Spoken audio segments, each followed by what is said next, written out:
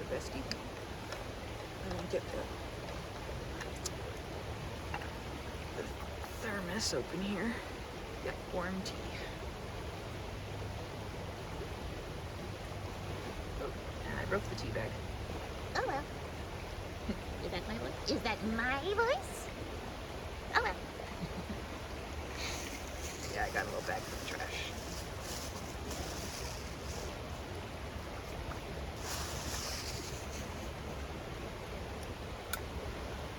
Here's your thermos. Pull out mine.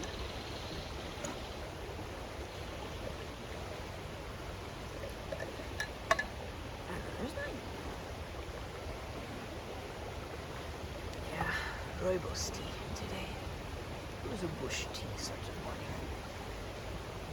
If I'm just in my house, I usually start with like not lavender. I can't do lavender tea because lavender doesn't like me through. But I start with dandelion root tea because it's a good like liver cleanser. And so I start with dandelion root tea in the morning. But dandelion root tea isn't, by the way, and how do I know this? Dandelion root tea isn't great when it's oversteeped. Shocking. And by oversteeped, I mean like, you know, the tea bag's left in there for, you know, an hour or so. It doesn't taste great at that point. Silly, I know. So, meanwhile, rooibos, I don't think I've ever oversteeped rooibos. Yep, 3 packets of stevia. What you think? Yeah? I don't know, friend. You're like, oh, surprise me with the tea. And I'm always like, all right, I'll deliver, but there you go. Have fun with that. I don't know, like anything like that, but like, you know, I hope you enjoy that. Rooibos is a bush tea, and I'm pretty sure it's African. I don't remember if it's South African, because like there's honey bush tea, which is amazing, and that I think is South African. Have you ever seen the TV show #1 Ladies Detective Agency? #1 Ladies Detective Agency, but you can't say it like that. You have to say it in a South African accent. #1 Ladies Detective Agency. It is a detective agency founded by Precious Wamotswe, who lives in what's the main town of Botswana? Rwanda. Wait. Botswana is the country. Rwanda is... Wait, are those 2 different countries? Oh my gosh. Sometimes, do you ever just feel so American? And it's just embarrassing because you forget geography stuff, and that's such a thing that white Americans are known for on this planet. Yeah, when I say American, I mean like just white American. I just sometimes disgust myself and feel very just white American caricature when I don't remember geography stuff.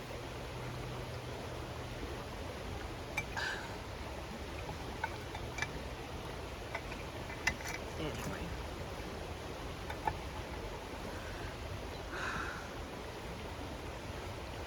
Well, I specifically say white American caricature of not knowing geography because I feel like that's a very stereotypical, stupid white American thing. I'm not saying that all Americans who are white are stupid, but there is just a group of people that is like stupid white American in my mind. And there's a title of a book from I think the 1950s that was about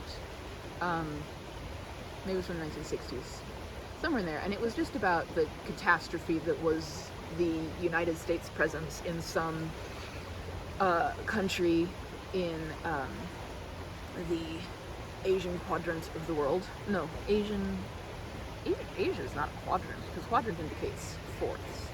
Well, no, I guess Asia could be a quadrant if you're going like top to bottom, like north, south, east, and west. Well, not north, south, east, and west. Like if you split up the map of the world into like a little flat weird thing, because it's a sphere, so you can't actually make it flat. But if you pretend that it's flat and you split that up, like you made a T across it, Asia would mostly be in like the northeast quadrant of that T, right?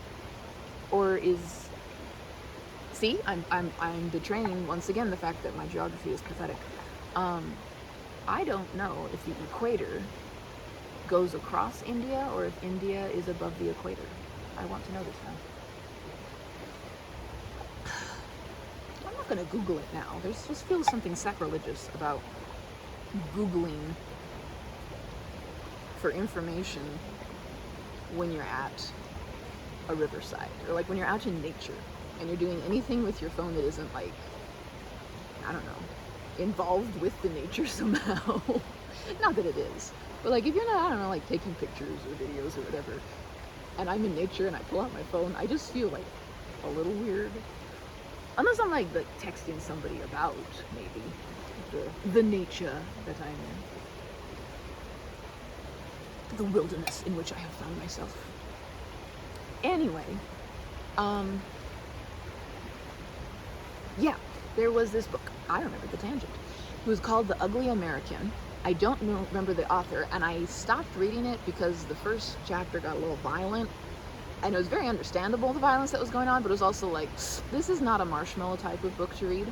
But I've always really been intrigued by that title, The Ugly American, because I've always wondered, like, what was the rest of the book about? Was it about specifically an American a white American in that region who had done things, or was it like describing the ugly American like as a character type, as, you know, a sort of person that went and walked around in the world, you know? So anyway, that's always kind of, that got added to the dialogues in my head and never left. But like that concept, that character type, archetype, could that be considered an archetype? Because like, I don't like to use the word stereotypical because stereotypes are, generally speaking, problematic. But there are things that just, I don't really know like the best way to put this, but like there's like nerds. There's caricatures of nerds that are whimsical. There's caricatures of nerds that are cruel.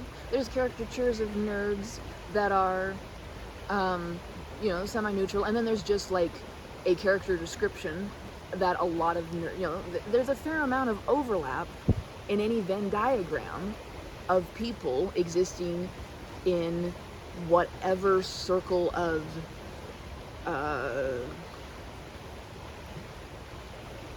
existence. I already said existing in, but like, I don't know, life is just spectrums and Venn diagrams, I feel like. And so if there's an overlap in the Venn diagram of people, of a group of people, for whatever reason, there's going to be multiple stuff in the overlap of that Venn diagram.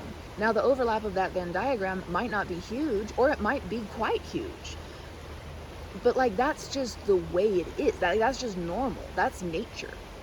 What's not okay, what is destructive, is to make that somehow negative, right? Like, do you think? I don't know. I went off on a tangent again, didn't I? Oh, it was a good rant. Oh, well. Thank you for thinking so.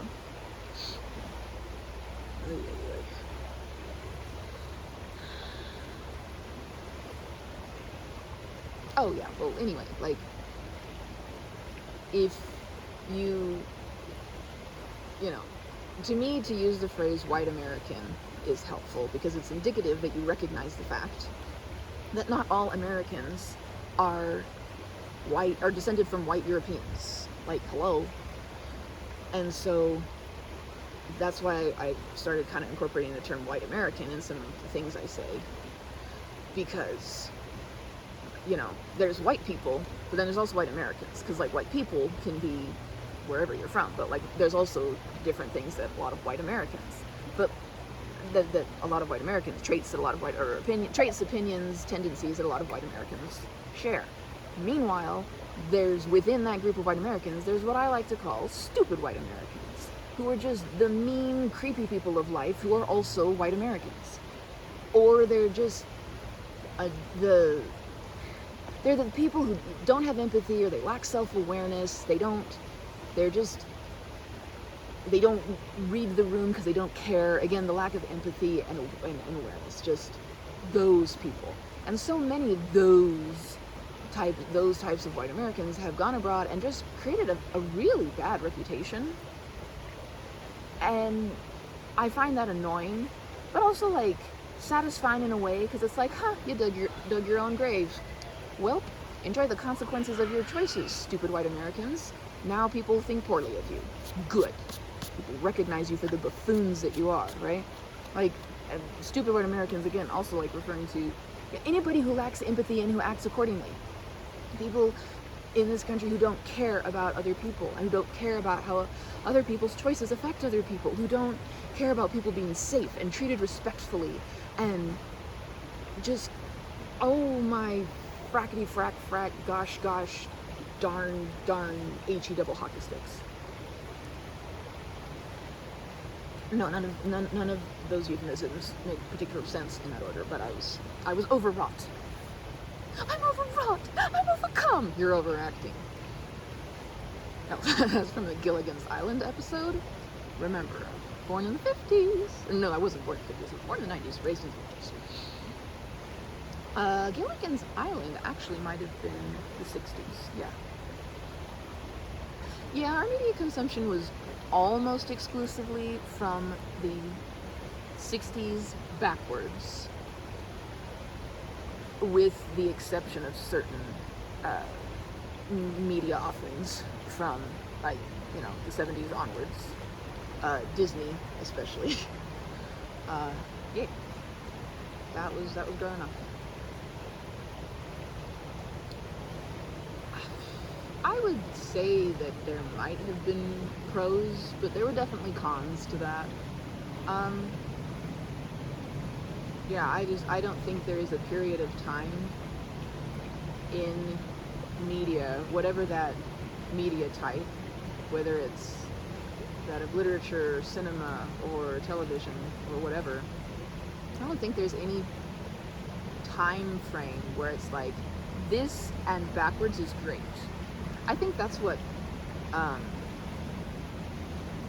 some people, pretty, you know, hidebound people who can't see outside of their own self and their own generation, I think that's what they do, is they're just like, well, the stuff from my time and backwards, that's all great, but all this newfangled stuff is so stupid. And just, oh my gosh. Like, as a millennial, I vibe with a fair amount of stuff in the 90s, just because I existed in the 90s and therefore, you know, saw or am familiar with some of it, but there's so much from the 90s that I don't know or understand or get that culture and early 2000s culture. And honestly, because my entrance into the world of like technology and existing on my own, individuating as my own person, you know, like that, my emergence into the world as a little bird taking flight kind of happened right around the time that Gen Z was. So there's a huge overlap in the Venn diagram of millennial generational culture and Gen Z generational culture that is just like, that's where I live, because that's where I came onto the quote-unquote scene of technology and the internet and social media and all that fun and games, right? So like, there's a fair amount of stuff that millennials are like, oh, millennial this, that, no, I don't really get. And but of course there's a fair amount of stuff that Gen Zers are like, oh, Gen Z this, and I'm like, I don't get that either, because there's a lot of that for me with just humans on the planet, because I don't have a huge overlap of childhood shared experiences as far as socialization goes. So like, no, I don't have any public school context. I don't have a lot of like world history at the time that was happening context. So some of that I think has shaped my whatever generation. If it's fun, then it's fun. If it's cool, then it's cool. If it's beautiful, then it's beautiful. If it's awesome, then it's awesome. Like, let's just celebrate life and humans. So I think some of that comes from just the fact that I'm a woman at a time. I'm a little bit of a woman without a generation. But I'm also a woman of multiple timelines and a woman of multiple generations, if that makes sense. Like, I've lived in both worlds. And there's so many cons to being stuck in the past, but there's cons of not enjoying what the past has created. You know, there's been good stuff from the past, good media, good whatever. So like, there were good humans back in the day. There were a lot of stupid humans back in the day, but there's a lot of stupid humans now. Anyway, I don't like the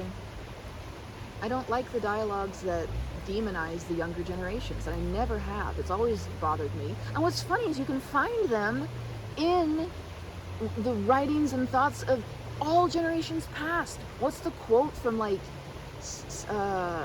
Augustine's time or whatever?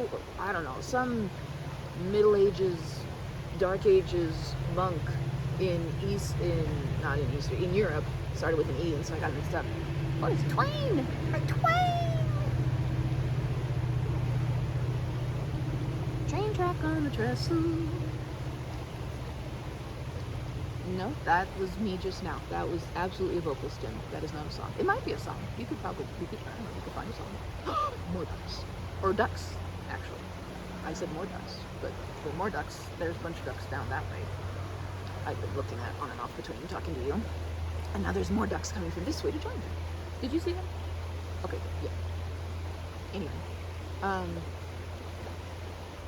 there's this incredibly hilarious quote that translated into modern English is just, oh, this younger generation, their styles, they're so horrible, they're so debauched, they're just, oh my gosh, I can't believe it, their music, they're just essentially just denigrating the pop culture of the time, of these younger generations. And it was literally written in like 1200 something AD, which is just incredible, because that sentiment has been echoed through literally out the ages. When we were little prelude humans living in little baby tribes around the campfires, there were little prelude humans of older generations looking at these, you know, prelude humans of younger generations being like, ah, the way they start a campfire is so modern and weird. That's not how we lit campfires in my day and age. I don't know what pop culture was among the cavemen and women. I'm making shiz up. But you cannot tell me that there were not cavemen or women artists of one generation who looked at the cave artistry of younger generations who didn't go, oh, these younger generations, they can't even draw. It's so stupid. Look at the old masters. Look at what we did in our generation. It's so much better. You cannot tell me that didn't happen. And you also can't tell me that the prelude humans or the cavemen and women or the whatever humans who just embrace the evolution of the human race and therefore its culture, the human species and therefore its culture, you can't tell me that those aren't the humans that are most responsible for the progress and whatever goodwill and peace we've ever had in this world. And that's what I want to model after. Because one, I believe it's way more constructive to just either embrace or accept, or just like there's accepting as in, oh, I accept this into my life, and then there's accepting as in I just accept that it exists. It doesn't need to have anything to do with me. There's a whole spectrum on which to exist as far as the creations and offerings and experiences of newer generations are concerned, that does not involve being mean about it all. It doesn't involve making fun of it all. There's so much of the spectrum of just, oh my gosh, that's so cool, or oh, huh, or just cool, so glad for you, you know? Like, you don't have to embrace this stuff, although it's so much more fun if you do a lot of it. But like, people with that attitude, I just think, are so much more constructive for this planet. So that being said, I think it's far more constructive to have a more open-minded attitude about the experiences and the beliefs and the cultures and the creations of younger generations. I believe it's way more constructive for the human species, the planet, and everything. I also think it's just way more blinking fun. It's so much more fun, because then you're just opening up your realm to be delighted by. There's a Gen Zer that I work with who is so cool, and he's so fun, and he shows me cat pictures, and he's so great, and we absolutely vibe. Like, he is fellow goblin core, he and his girlfriend, and they're just so delightful. We have all these cats. I just love them. They're gonna be these little old cat people when they grow up. I love this little couple. I haven't met the girlfriend much, but I just love the idea of her that exists in my mind because of this coworker. Like, they go and like they go on all these rambles, they go and, like, you know, throw rocks into rivers. They're the coolest, one of the coolest couples I know. And at one point, before stupid people at work did dumb things and started me doing my little quiet protesting, at one point I had, like, different fun memes up around my computer. And I just had memes. I would just type in funny April memes, you know, funny daylight savings memes, or whatever, and they'd just be applicable to the time of the year, the month, or whatever. I didn't realize at that point as much of the, like, I'd kind of heard about it, but I hadn't really, like, talked to a Gen Zer about it, about the differences and the nuances of millennial humor versus Gen Z humor. And there's a huge overlap in that Venn diagram, but there are definitely outliers where that just millennials don't find as funny, that Gen Zers find hilarious, and things that Gen Zers don't find super funny that millennials find hilarious, right? But I had never really talked with a Gen Zer about it. I'd talked with millennials who were trying to explain this to me, because I'm just there going, huh? Again, woman at a time, woman out of with no generation, but also woman of all times and woman of all generations. Well, not certain generations, but anyway. Not to, like, demonize past generations, but there are certain generations that just had some horrible tendencies, and oh yeah, we know the one I'm talking about. Like, there's just I don't know, some sound that I saw some manga pictures from. Wow, I'm chatty today. I'm sorry. You don't mind? Okay.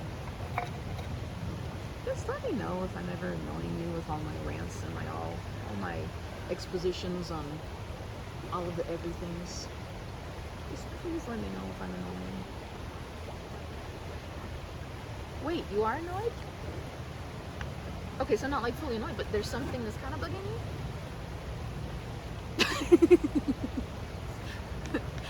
When I stop in the middle of a tangent to apologize for the tangent and don't finish the tangent. Okay, duly noted.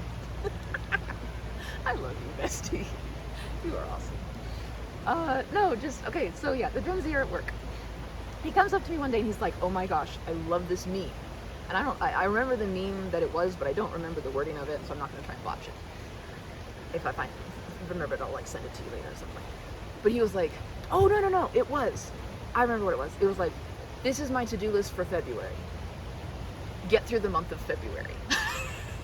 And I just related that so hard, because that is so just, we're just making it through, we're just chugging along, you know? And he comes up to me, he's like, that is, like, the best meme ever, I love it so much. He's like, I don't always really get millennial memes, but that meme, oh, I really like that one. And I was like, millennial memes? But I was still more in my socialization arc of not asking as much what people meant by things. I've grown so much in the last decade where I will, as you well know, I will ask, okay, what does that pop culture reference mean? Okay, that sounds like you're referencing something I don't understand. What is that? Because, you know, I grew up very, do not ask questions or you'll be made fun of for not knowing the answers. So I just silently existed and got really good at acting like I knew what the fetch anybody was talking about. Oh yeah, I can carry on a conversation with people just, yes, exactly, like the other day. When we were grabbing the snacks at the supermarket, just that rando grandma just starts talking to me, and I'm like, and we're just vibing, and I have no idea exactly what she was talking about as far as the what was, I don't remember, but I don't remember what it was, but it was the old-timey snack things. And just, it's like, Grandma, just because I happen to like this snack that apparently you think is kind of, from back in your day, another trick, doesn't mean that I know all the snacks from back in the day, but, you know, oh yeah, No, I'm great at doing that. And there may be pros to that. There's so many cons. You don't get to find out the things. It's horrible. I want to find out. I want to know the things. Tell me.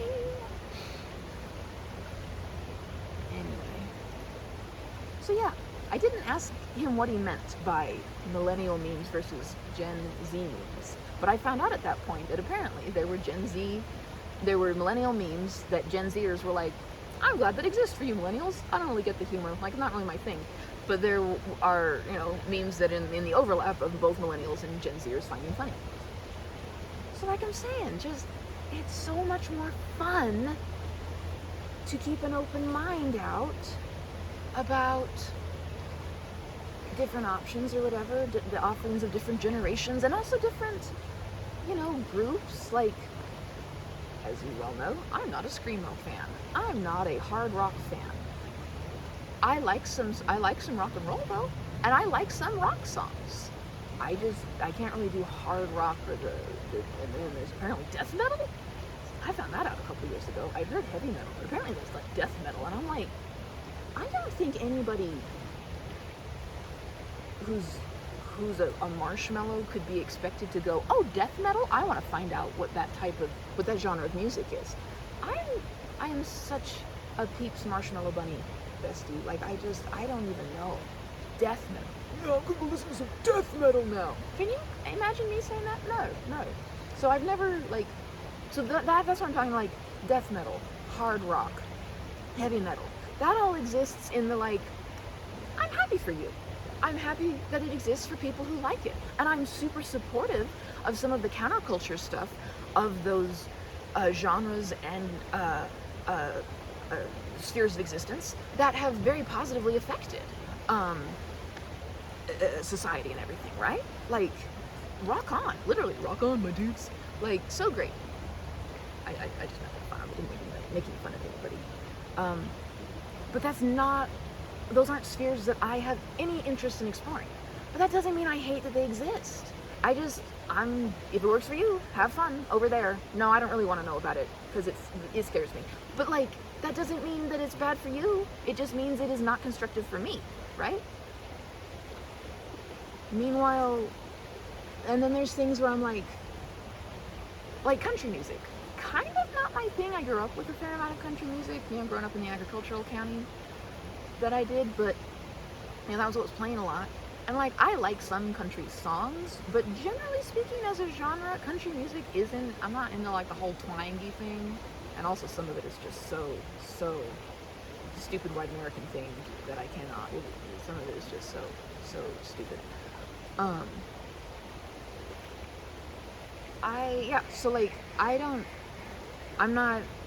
I'm gonna avoid death metal or heavy metal or hard rock stuff, because it's scary for me. Like, literally, I hear some of the notes and stuff, and it scares me. And all this, the screamo stuff, like, they're screaming, hi guys, and it scares me, because I think it's screaming, yelling, it scares me, it's triggering for me, because that's just what I feel, and I had some of that growing up, and I don't like it.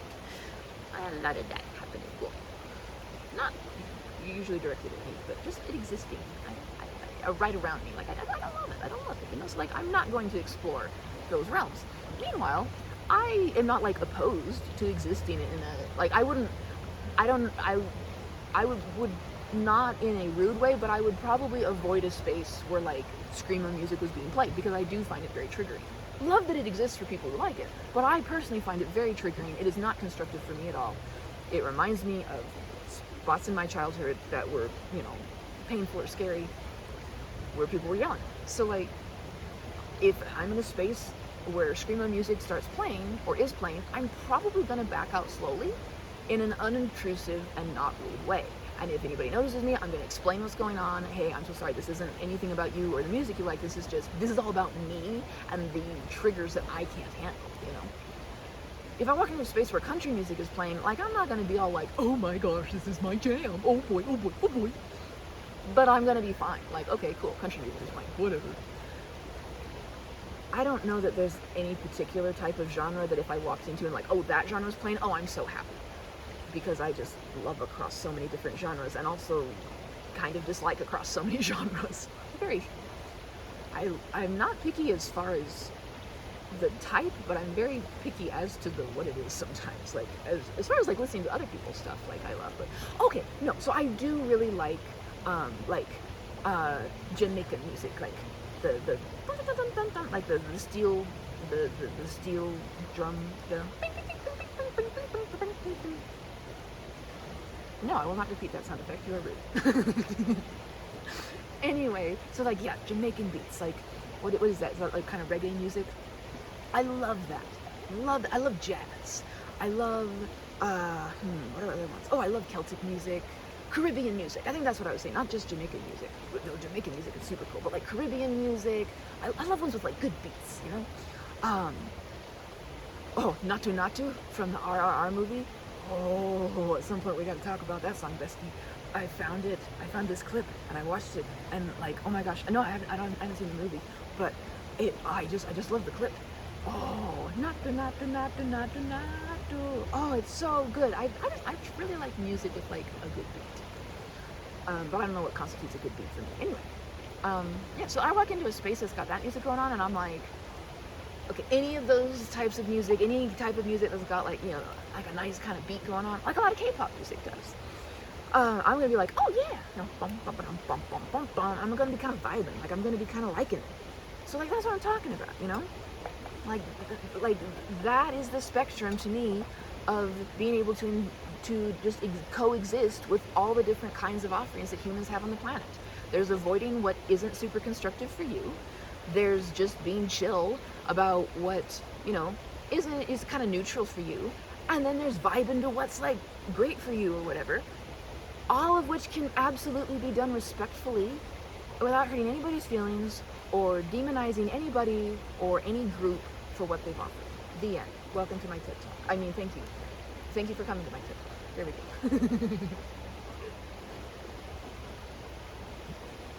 Do you think, like, I mean, I know that what I was saying is what I think is right and preferable, but like, did it make sense? Like, did that all make sense? Or was I just... Yeah, I get, even with you, I get nervous about whether I'm making sense or not. No, not in a, like, I think you're gonna judge me way, but just in a, like, if I'm socializing with people that I don't feel comfortable with, which is most people on the planet, like, yeah, it's, oh no, am I being misunderstood either in a way that will make them feel bad about themselves or in a way that will make them treat me or people I care about badly, you know? So there's that stress of being misunderstood or saying things badly. But like, with you, with people I'm comfortable with people I trust, it's just the whole, I want to connect on all the levels with you, and I don't want me saying what I'm trying to say in a way that's not super understandable or, you know, coherent even or cohesive. Even like, I don't want that to block us from connecting in this manner, you know. Exactly. Yeah. It just stems from how much I feel understood by you and how precious that is to me, and therefore how much I don't like the idea of anything happening that makes that not what's going on, you know.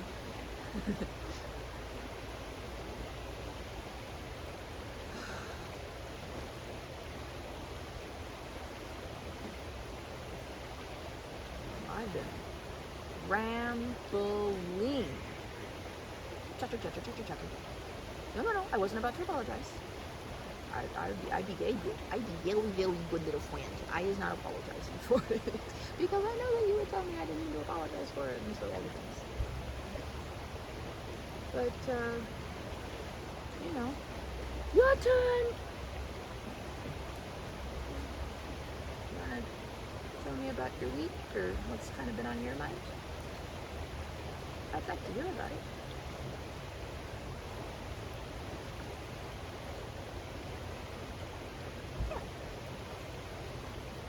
Okay, once upon a time.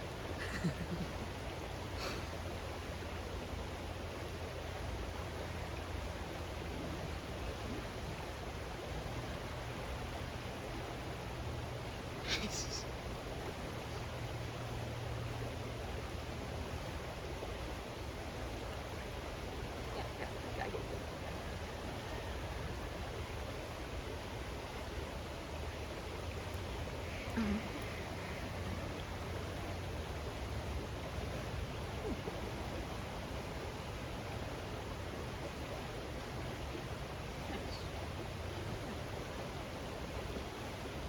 I see it.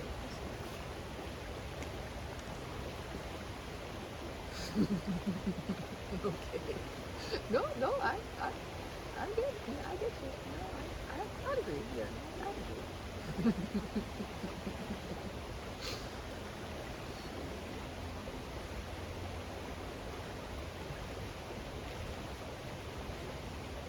Yes. Yes. Absolutely. Like for sure, for sure.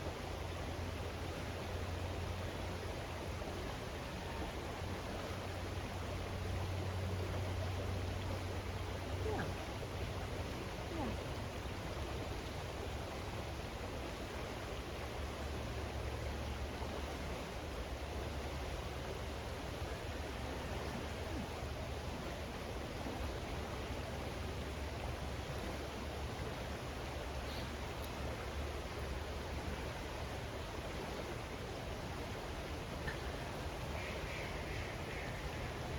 The duck abuse too. Exactly. See, you're talking universal truths here.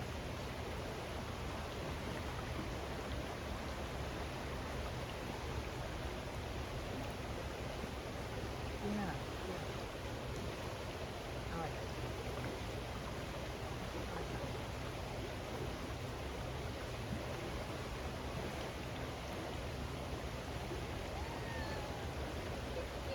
You say, like, okay, yeah, okay, sorry, yeah. I'm like, what? Oh, okay. This is why we clarify. Not you didn't clarify, but this is why I'm like, okay, I will raise my hand. Excuse me, teacher, can you explain what you're saying?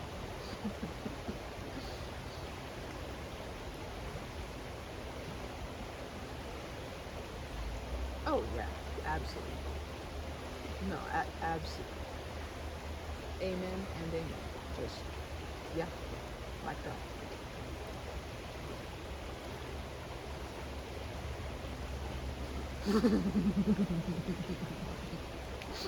I like it. I like it. Yeah, yeah. No, absolutely. Yeah, absolutely. See, again, the duck agrees. Bestie, the ducks agree. As do I. As do I.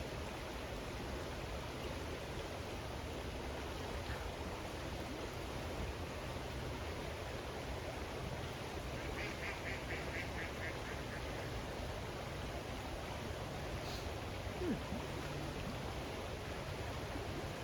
Oh yeah. No, that's a great. No, I like that perspective a lot. That's. Whew, yeah. No, I really like that. Really.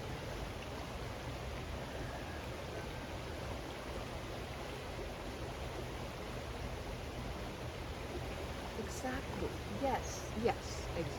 The end. Exactly. Yeah. Like, come on. How is this exact? Yes. Mm-hmm.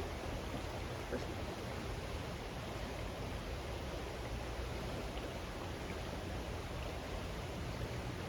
Oh yeah, there's nuance. Of course, there's always nuance. There's always a nuance. But you think, yeah. Yeah. Yeah. Yeah. You know, look, there's layers. You know, it's not just ogres that are like onions in the immortal woods. To paraphrase the immortal words of Shrek.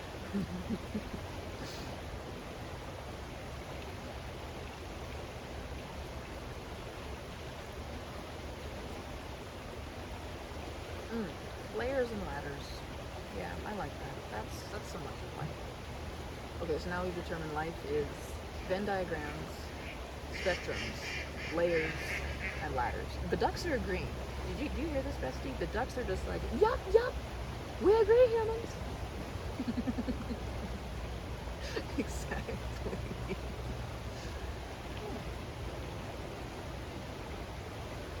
Mm. Oh, yeah. Not forget that.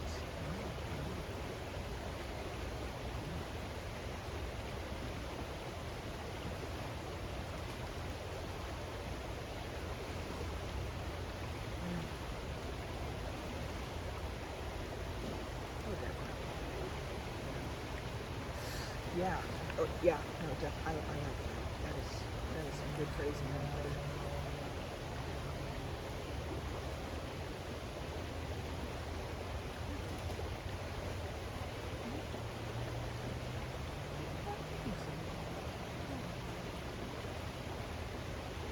Yeah. Yeah. Mm-hmm. Yeah. Mm-hmm. Yeah. Dang, I love spending time with you guys. Thanks for coming to spend time with me. Totally better. Oh, okay, so yeah, no, I guess I don't need to thank you, but I like to thank you because I like I appreciate you. Allow me my appreciation, okay? Okay, yeah, now, tangent over. Please continue. Please continue.